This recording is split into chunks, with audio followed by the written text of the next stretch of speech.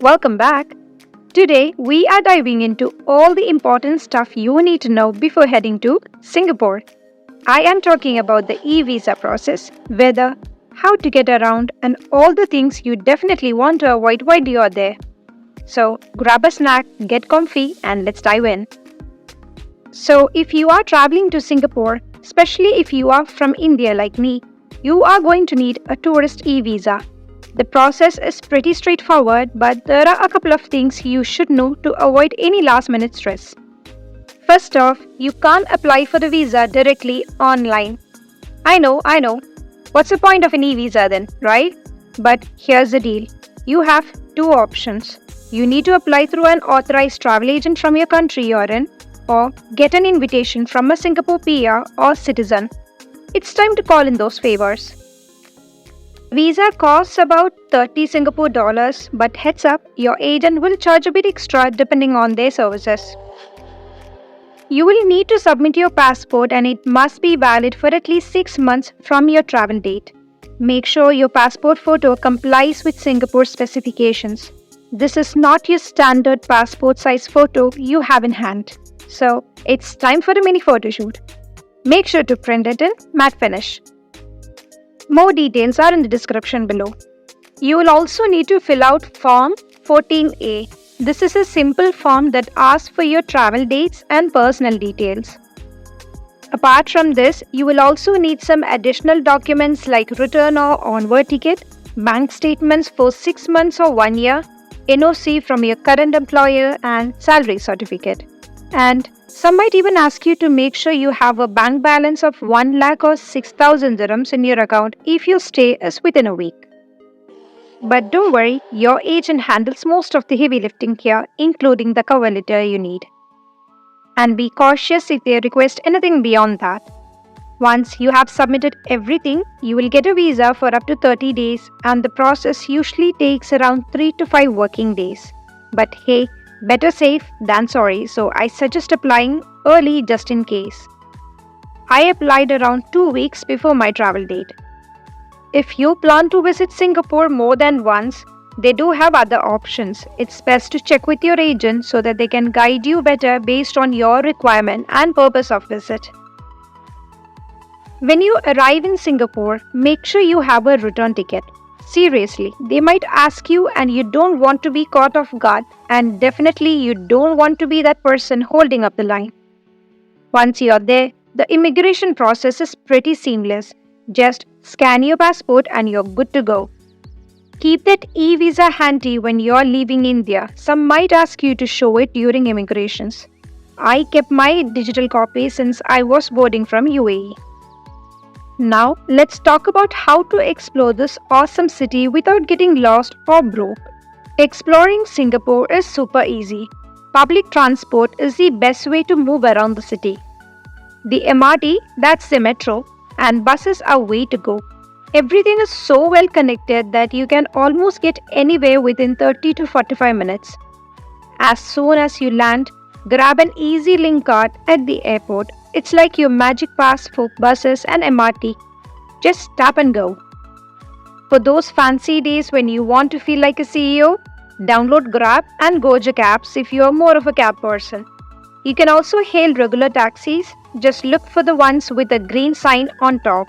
And don't worry about being overcharged. Fares are metered, so it's all transparent. Just a heads up though, the minimum fare for taxis is 8 Singapore dollars, even if you're going to a short distance. So try walking or take public transport when you can. Download City Mapper. It's like having a Singapore BFF who knows all the shortcuts. More details are in the description below. Now, let's talk about staying connected, and here's what you need to know about SIM cards and currency. Wi-Fi is available in a lot of public places, but trust me, it's worth getting a local SIM. Roaming charges are insane, and the moment you land at the airport, you will find plenty of counters selling tourist SIM cards. They often throw in discounts for pay attractions as well, so it's a win-win.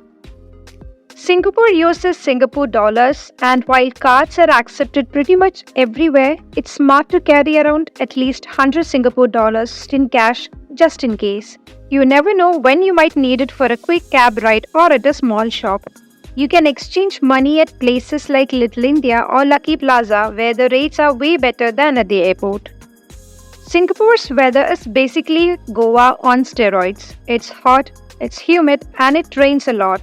It is unpredictable as a plot twist in a K-drama, so here's how to prepare.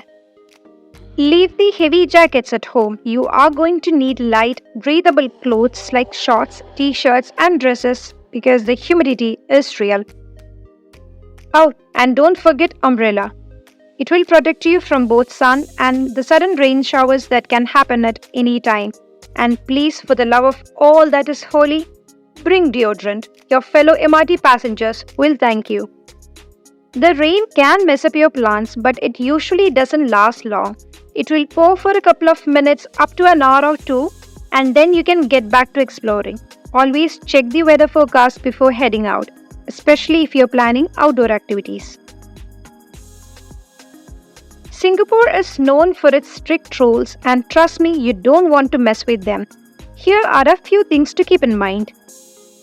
Singapore is super clean and they take it very seriously. Don't even think about dropping that candy wrapper on the ground. You will get fined for sure.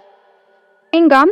Yep, it's true. You won't find chewing gum in any stores, and don't bring large quantities with you because customs will flag it. Also, only cross roads at proper crossings. Jaywalking is not a sport here. Now, if you are a night owl, just know that most restaurants in Singapore close early, like around 9:30 or 10:30 pm. If you are used to midnight snacks, you might need to adjust your body clock here. Tourist spots like Clark Way stay open later, but it's best to check ahead and reserve a table using Chopay app to avoid long waits. Also, taxi fares are fairly high and less available during late nights. You do get cabs, but the waiting period is long. For all my vegetarian friends, Singapore does have options. It's not as tricky as places like Vietnam, but you will want to double check your meals. Many hawker stalls have at least one vegetarian option. Just ask about the ingredients to make sure everything fits your diet. And for Muslims, most halal restaurants have a halal certificate clearly pasted on the wall. A very common halal place is around Haji Lane, Bugis area, where you can find a variety of cuisines. And that's a wrap. I hope this video helps you prep for your trip to Singapore. You are now ready to take on Singapore like a pro. So go out there and have an awesome time in the Lion City. If you have any questions, drop them in the comments and I'll do my best to help. I have also shared a 3D itinerary in my Singapore playlist, so be sure to check out if you haven't already. And hey, if you are planning trips to other countries I have visited, I have got you covered with itineraries for those too. And do leave a feedback. Catch you in my next video. Bye bye.